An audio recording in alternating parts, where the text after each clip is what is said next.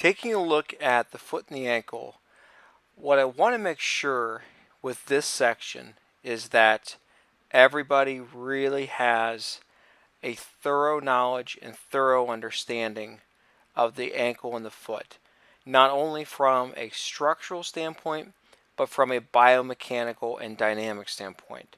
So I am going to post several supplement videos.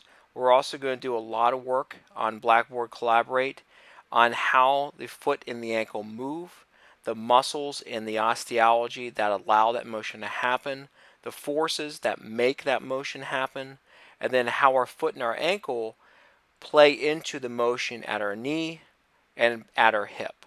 So I want to make sure before we start off with any of this content that you pause, you go back, you read your material from the textbook, you read slides, you watch the supplement videos, and you really take your time with this section, because this section is more difficult and it's going to build on more concepts than what we have done in the past. So I really want to make sure that you take your time with this section. Devote extra time to the foot and the ankle, please.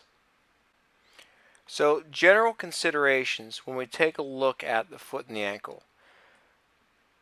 We're going to look at this joint in several different planes and in several different aspects. So understand what we're talking about when we're talking about the lateral side of the foot. That's obviously what we see in the upper left-hand corner of the screen. The dorsum of the foot is going to be the top of the foot. The medial side is going to have our arches. Well, some of our arches. We'll get into that a little later. But as you can see from the upper right-hand picture, it's going to have a large medial longitudinal arch. Also understand where the plantar aspect of the foot is. And as we move forward with this, I really want you to get a good understanding and a good idea of how each of those aspects of the foot is going to play on each other. What we're going to see is that one bone is going to unlock another bone's motion, which is going to unlock another series of motions, and it's really going to have kind of a keystroke or a chain reaction, if you will. So first thing I want to look at is osteology. I will do a drawing of this on YouTube. The big takeaway here, number one, is understand what parts of the foot make up the rear foot, what parts of the foot make up the midfoot, and what parts of the foot make up the forefoot. So as you can see from the drawing here, the calcaneus and the tailless, that's going to be my rear foot. My midfoot are going to be my navicular, cuboids, and cuneiform. A quick note on the cuneiforms, you're going to see interchangeable synonymous terminology here. So as you can see in the picture, you see first, second, and third cuneiforms. You're also going to see medial, intermediate, and lateral cuneiforms. I personally prefer medial, intermediate, and lateral because then I know exactly where those structures are. You guys know me well enough by now. I really like to simplify things as much as possible. So what I don't want you to do is think that, oh, I'm going to have this first, second, and third cuneiform and get those numbers mixed up. So please go with medial, intermediate, and lateral.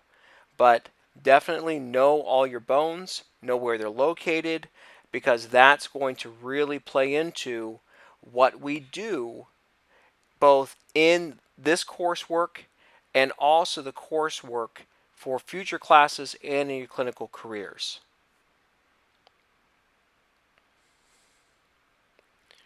So this is the calcaneus. When we look at the calcaneus, what I want you to understand are a couple different things. First, definitely know the sinus tarsi. Okay? Sinus just means depression or opening, just like our sinuses in our skull. All that is just an opening for structures to pass through. Things like the anterior tibialis tendon.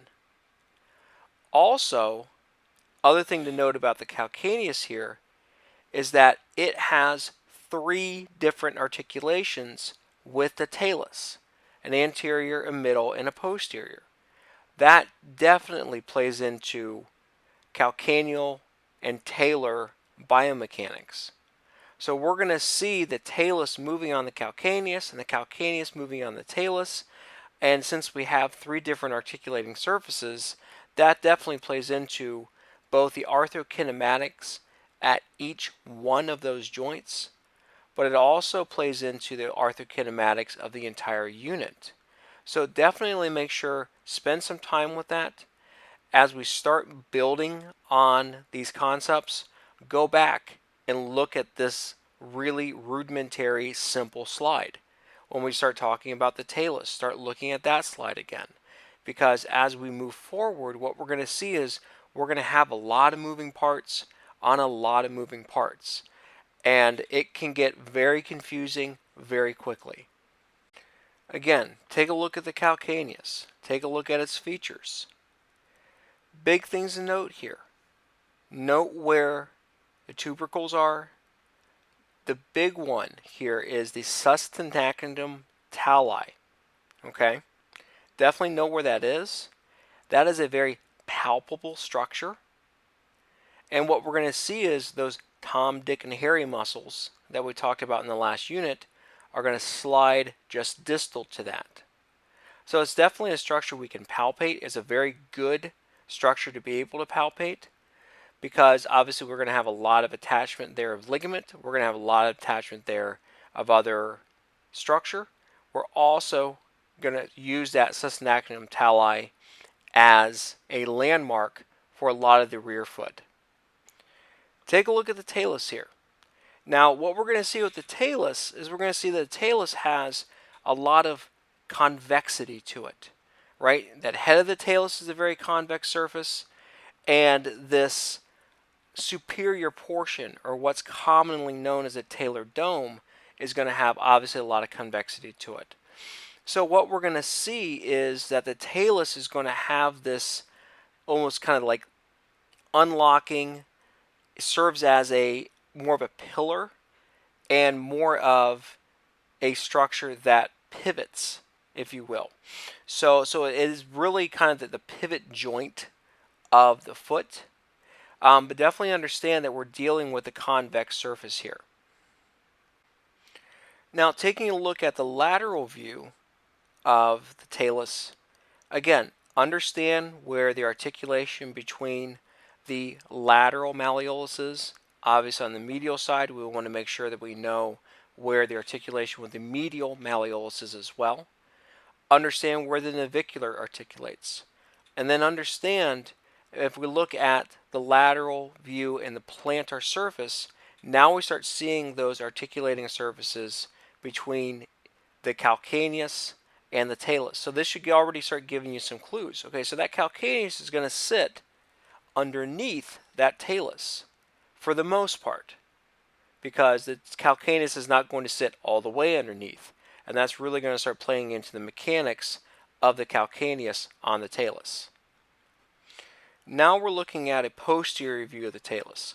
Again, start looking at the convexity. The other thing is start looking at the grooves for the muscles that are going to pass through, especially the groove for flexor hallucis longus.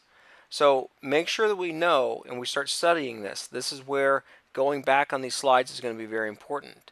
At this point, what I want you to do is pause the video, go back and take a look at the calcaneus. Think about how the calcaneus attaches and articulates with the talus. Then go back and start looking at the talus and start looking how the talus articulates with the calcaneus. The navicular and the cuboid. Very, very key muscles. Now, obviously, what we're doing here is we're moving into the midfoot. Big things to note here. take a look at the navicular, and then what I want you to do is take a look at those grooves, because those grooves get you a lot of clues on what's going to happen with some of those extrinsic foot and ankle muscles. For example, look at that groove for tibialis posterior. Look at that groove for peroneus longus or fibularis longus.